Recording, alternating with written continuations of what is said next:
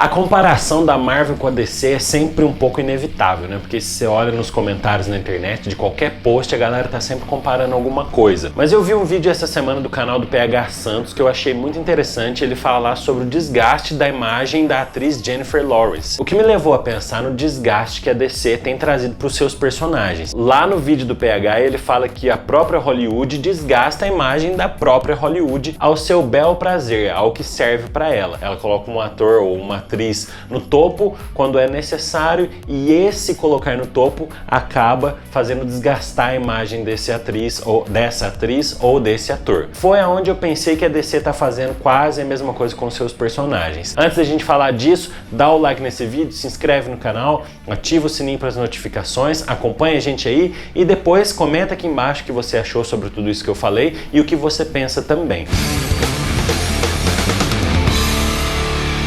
A DC tem personagens importantíssimos, não só para as histórias em quadrinhos, né, que marcaram toda uma geração de quadrinhos desde os anos 30 para frente, como personagens que já fizeram um nome e já foram icônicos e são icônicos até hoje no cinema. Você tem o personagem do Superman, do Christopher Reeve, depois foi interpretado pelo Brandon Routh, depois pelo Henry Cavill, e é uma imagem que está na cabeça de todo mundo. Você vai numa loja, por exemplo, comprar uma roupa, você inevitavelmente vai ver uma roupa, seja de criança ou de adulto, com o símbolo do Superman. Você tem o Batman, que ficou imortalizado através de vários atores também, o Adam West, o Michael Keaton, o Christian Bale e depois o Ben Affleck. E agora o último Batman feito por um morcegão do Crepúsculo. E também é inevitável você ir até uma loja e ver roupa do Batman, fronha do Batman, cueca do Batman, calcinha do Batman, tudo do Batman. Essas imagens são muito comuns e estão na cabeça do público. E o público quer ver realmente esses personagens.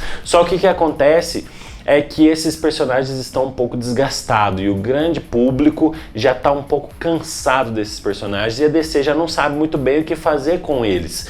E me levou a pensar, claro, nessa comparação inevitável com a Marvel, onde ela pegou lá atrás no seu cast de personagens, desde Homem de Ferro, foi onde ela realmente deu o pontapé inicial em todo esse universo que a gente está vendo hoje.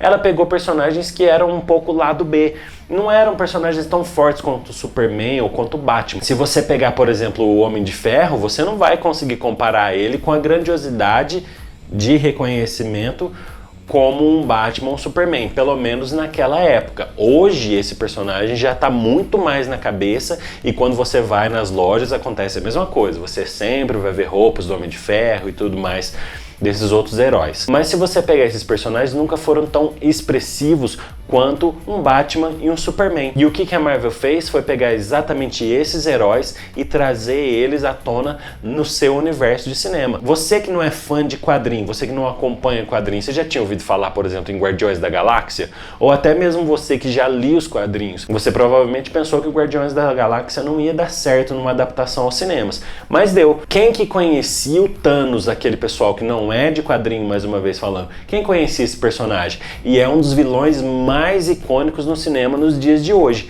Então a Marvel pegou os seus personagens que não eram tão conhecidos, inclusive com atores que não estavam tão na moda. Se você pegar o Robert Downey Jr., tinha acabado de passar vários problemas, e principalmente nas séries de hoje, tudo que está acontecendo na Marvel, você tem personagens aí como a América Chaves, como a Miss Marvel, são personagens relativamente, são atrizes ou atores relativamente novos, tem algumas promessas, tem nomes grandes dentro do seu elenco, tem, mas também tem os caras que não são tão conhecidos assim, ao contrário da DC, que sempre pegou atores muito bem estimados, mas também quebrou algumas regras, até com o Coringa do Heath Ledger e até o Batman do Michael Keaton, que eram atores de comédia, atores que não prometiam tanto assim para esse estilo de filme, mas que deram super certo. O que me leva a pensar que a DC está inevitavelmente gastando e queimando um pouquinho a imagem do Batman e do Superman. Não estou falando que as obras são ruins, o último filme do Batman eu gostei demais. Eu estou falando desse desgaste da imagem, de fazer, de reinventar, de trazer várias formas. O próprio Coringa que saiu com o Joaquin Phoenix parece se passar em outro universo que não está relacionado ao filme desse último Batman. Mas se você pensar que você pode ter fontes inesgotáveis de assuntos que não são tão conhecidos, ou de quadrinhos que não são tão conhecidos, personagens que não são tão conhecidos do grande público, isso a gente vê acontecendo direto. Por exemplo, com The Walking Dead, que veio de um quadrinho, foi muito sucesso por muito tempo, deu uma bela de uma queda, mas que a última temporada tá legal. Você pega isso com The Boys, que ninguém conhecia, cara. Se você não acompanha quadrinho, se você não é fã de quadrinho, você nunca tinha ouvido falar de The Boys. E todo mundo que assistiu, que gosta dos personagens, que gosta das histórias dos super-heróis, gostaram demais da abordagem que The Boys dá aos personagens, aos super-heróis, né? Você tem aí Invencível, que inclusive é do mesmo criador de The Walking Dead. Todas essas séries vieram dos quadrinhos. Você tem vários outros personagens que vieram de quadrinhos que não são conhecidos tanto pelo grande público. O que me leva a pensar, por que desgastar a imagem? Por que então não trazer personagens que não são tão conhecidos, explorar esses personagens e fazer grandes filmes e dar grandes materiais, grandes fontes de discussão pra gente que gosta de conversar aqui na internet sobre os personagens, sobre os super-heróis. E eu quero saber aqui nos comentários a sua opinião, o que você acha sobre tudo isso que eu falei, quais personagens aí, você que é fã de quadrinhos, cita aqui embaixo uma lista de personagens que você acha que dariam muito certo no cinema e que não são tão conhecidos ainda. E mais uma vez quero te pedir, dá o like nesse vídeo, se inscreve no canal, ativa o sininho para as notificações,